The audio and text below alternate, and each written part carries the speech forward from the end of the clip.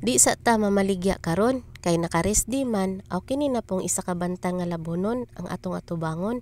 Lain pod og bularan ra ta pirmi. Maalaan na gyud tag marot ani. Bitaw, usahay ra jud ko kalaba.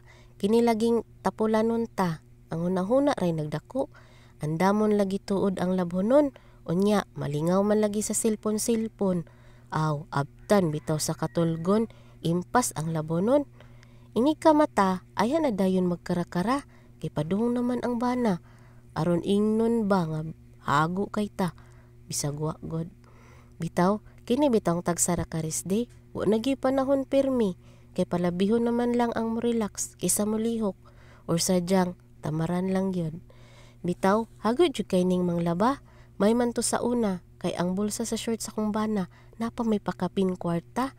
Aw, malipay na lang man pud ko. Kay nakasipti na. Unya, magpabuang-buang dayon. Labi nagpangutan-on. Pasanginlan pang pagkalimtanon. Awa, limot-limot man. Bitaw, sa una ra to.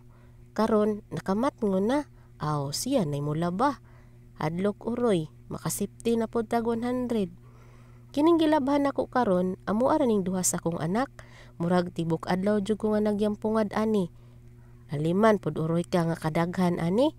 Napay sanina sa kong estudyante ay, ngasta mang hugawa, ambot lang, ug ako rabay nagkonsumisyon ani. Naraman ta ni sa eskwelahan, pero ang kahugaw sa sanina, ay, lupig pay gikan sa daruhan. Nang daro siguro ni. Dili baya taon makuha og kusukusuhon lang, kailangan pa jud humulan og brasan. Saon na lang, maupay putot ta. Unya, mabuktot pa jud tag nilaba. Aw, diha na yun ning laay.